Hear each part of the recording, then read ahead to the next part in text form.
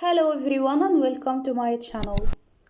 In this video we are going to know the 25 simple tips for fluency. 25 simple tips for fluency. Learn what it means to be fluent in English. You know that you want to become fluent in English, but what does it mean? There are two parts to fluency: knowing the language and knowing how to produce the language. Being fluent means that you can use the English language comfortably, you can communicate freely, and you can have conversations with native speakers without having to constantly look for help. Fluency can also be seen in how you speak. You can know plenty of English vocabulary, but if you have to pause or repeat a lot when speaking, your fluency might not be seen so obvious to someone. If you speak very slowly or in a very flat, unemotional manner, then you won't sound very fluent either. On the other hand, sounding fluent doesn't mean you actually are speaking good English. To be fluent in English, you need to master both the language and how you speak it.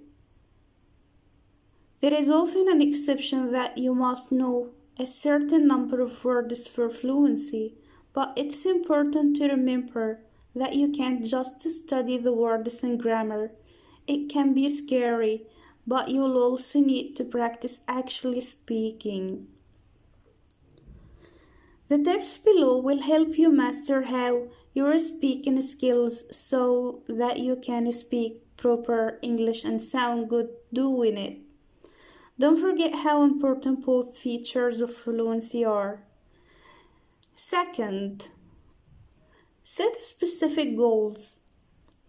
Fluency is a very high level to reach and will take a long time to achieve. So becoming fluent can be a pretty unclear goal. Having such a big, non-specific target won't be helpful in planning out your studies. That's why you should think of more concrete and obvious goals that can lead you to fluency. By themselves, they may seem like small steps, but altogether they will provide a steady path in your English learning journey. Good goals should be specific and achievable. When setting a goal, you should decide exactly what you want to learn and how long you want to spend learning it. Here are some examples of good goals. Learn 30 new English words in 30 days. Have a conversation with a native English speaker this week. Learn to conjugate for 5 irregular verbs before your next tutoring lesson. Perfect your pronunciation of 10 words over the weekend. Then ask a native speaker to tell you how you did. Make sure that the goals you set are reasonable and challenging enough to keep you motivated. You want to achieve your goals without overstressing yourself. Okay? Then we have accept that English is a weird language. Sometimes you can find patterns in English grammar, but other times English doesn't make sense at all. For example, why are read pronounced read and read pronounced read? The best symbol of read, you pronounce it read. The same word but said differently depending on whether you're speaking in the past or present tense. Or why is mice the plural of mouse, but houses is the plural of house? Unfortunately, there are many exceptions to English rules. It's easy to get stuck on learning how to speak English properly if you try to find a reason for everything. Sometimes English is just weird, so the best thing to do is just memorize the strange exceptions and move on. Number 4, figure out your weak spots. You might find some parts of the English language are especially difficult for you. These weak spots can be anything: grammar usage, pronunciation, sentence formation, and so on. It's important that you find out what they are so that you can focus on improving them. English does have a lot of tricky features, and some can be even trickier depending on your native language. Pay attention to what you're having problems with and dedicate more studying to it. You want to make sure you improve in all parts of the English language without lagging behind in any of them. Number 5, or tip number 5, dive into the deep end. Studying English for an hour once a week isn't usually enough to make any real progress. The best way to quickly improve your English is to spend at least 5 minutes practicing every day. There is a special language learning method called immersion. With immersion, you try to surround yourself in the language as much as you can in your day-to-day activities. You want English to become part of your daily schedule so that you're frequently learning and practicing until it becomes natural to hear and speak the language. You can create immersion in a lot of fun, creative ways besides just constantly studying English from a book or a course. You can switch your phone setting to the English language. You can start watching and listening to English movies and songs. Keep an English diary or volunteer in a space where English is required. Immerse yourself in English as much as possible every time you study. Challenge yourself to listen to, read, and even say things in English that you think might be difficult for you. If you want to speak English fluently, you need to make it an essential part of your everyday life. Okay?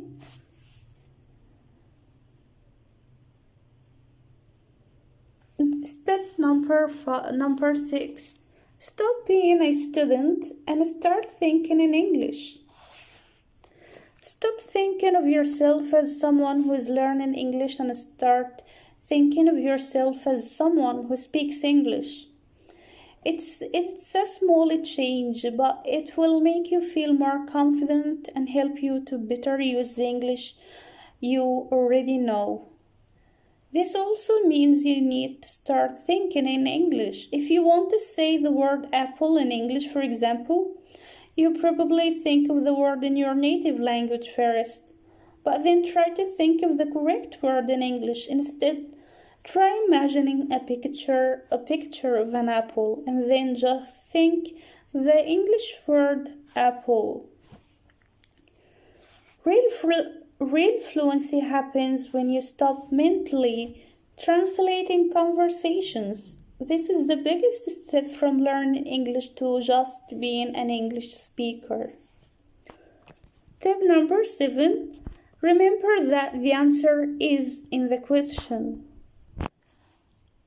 Listen carefully when someone asks you a question in English and you will answer perfectly every time. English questions are like mirrors. For example, does he? Yes, he does. Can she? Yes, she can. Is it? No, it isn't. Okay? If someone asks you a question and you're not sure how to answer, start by thinking about the words used in the question. The person has already said most of the words you need to make your answer. And instead of just memorizing English grammar, start to look for patterns like this one. There are a lot of simple ways to cheat and make it easier to remember the right words. Tip number 8. Get more out of listening.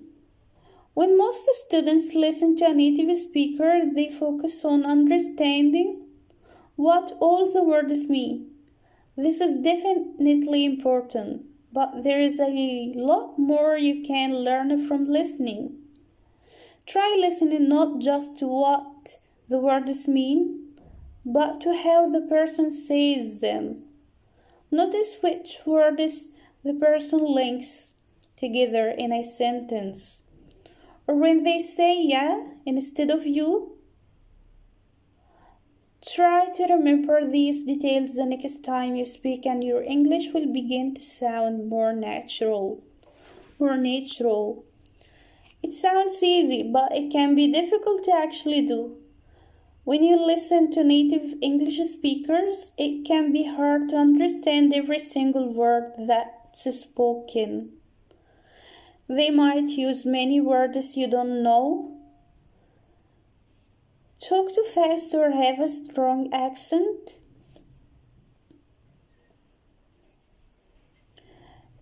Tip number 9. Use it or lose it.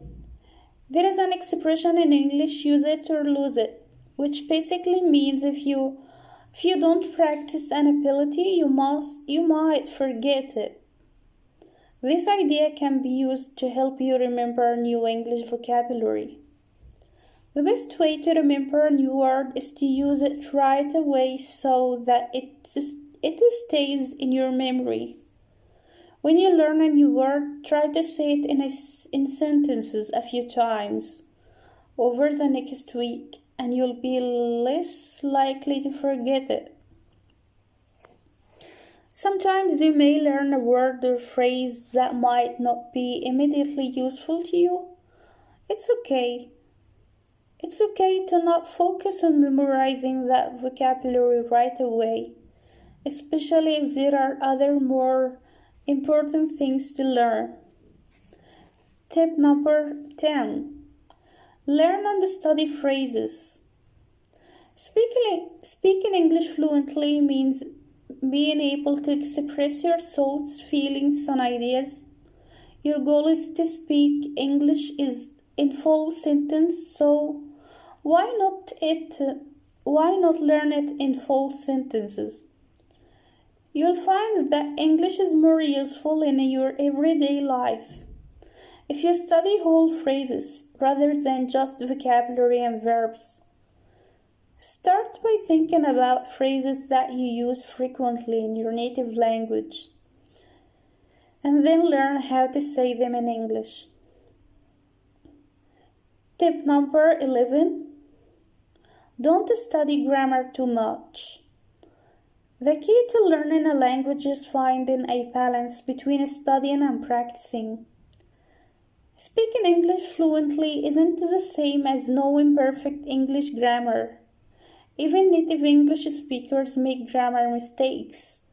Fluency is about being able to communicate. That's why sometimes it's important to put the grammar textbook away so you can go out and practice those writing, reading, listening, and speaking skills in the real world. As you keep practicing, you can learn plenty of grammar rules along the way. Okay, then we can move to tip number 12. Learn intonation, body language, and gestures. True English fluency is about more than just vocabulary and grammar. If you can figure out intonation, body language, and gestures, you will really look and sound like a native speaker. Intonation is the rise and fall of or tone changes in how a person speaks. Body language is how a person uses their body to support or go against what they mean. Gestures are hand and body movements that work together with what someone is saying. It's not easy to learn these 3 things because they seem very natural. One way to learn is to just watch how native English speakers communicate with each other. One way to study these aspects of the language is by hiring an English teacher. if that's in your budget. Another is watching YouTube videos if you can avoid getting distracted with other videos.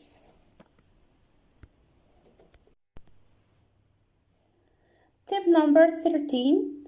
Use what you know best. When you're writing and saying your own sentence, focus on using the words you're already familiar with.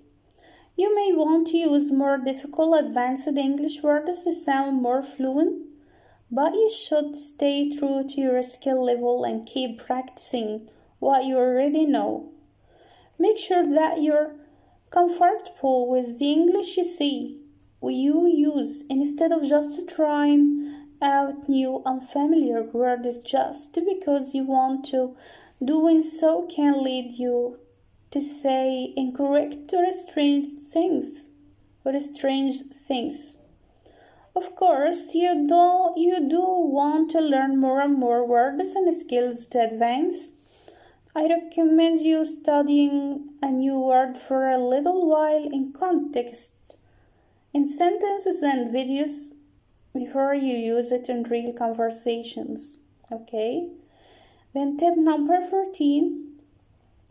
Don't be afraid to make mistakes. Sometimes it can be difficult to pull all those rules and words together into a simple sentence. Don't let the fear of saying something wrong stop you from speaking at all. Even if you think you're making a mistake, keep speaking anyway. Most of the time, people will understand what you're trying to say, even if you make a mistake. Plus, the more you speak, the easier it gets, and the faster the right words will come to mind. Then we move to tip number 15. Keep notes on your mistakes. Don't be afraid to make mistakes, but also make sure that you understand them. When you know that something went wrong in your English conversation, make a note of it in your mind, better yet, on paper. In your own time, study what exactly made you trip up. Did you use the wrong vocabulary? Was something pronounced incorrectly? Maybe you were using the wrong tense in your sentences. Mistakes are unavoidable and necessary, but to lower the chance of repeating the same mistakes, you must learn and not run away from them. Okay? Tip number 16. Learn from everyone. You don't have to only learn English from textbooks and teachers. Anyone who speaks English can help you practice. Imagine how you'd feel if someone asked you in your native language how to pronounce something. Would you be angry? No. You'd probably be happy. You'd probably be happy to help. Just like most English speakers are happy to help you. If you know any English speakers, whether it's a friend or co-worker, take advantage of the opportunity to practice and learn from them. Make sure to also ask any specific questions you have and be open to feedback. Tip number 17. Use speech to text for all English text messaging. You can practice English speaking even when you are texting people. Just speak your text instead of typing them. Okay? Then tip number 18. Record your own English language audiobooks. When we think of practicing a language, we often think of putting ourselves in situations where we have to use the language. But the truth is, a lot of confidence and fluency comes from actually speaking. This technique can help you do a lot more of that. Think about your favorite books. Even if you don't have any favorite books that were written in English, You can probably find some in English translation. For example, the Harry Potter series has been sold all over the world. Take take any English language book that you really enjoy and record yourself reading it in English. This will take you a while, of course, but it's a way to practice your English pronunciation every day in a way that is fun and interesting for you. Once you finish reading the book, you'll have a homemade audiobook of it to listen to it, which will give you a way to practice your listening skills too. Tip number 19, record what you want to learn, then listen to it throughout your day. Use the same technique described above to learn English in general, while also practicing your speech. For example, let's say that you'd like to get better at talking to wait stuff. Maybe,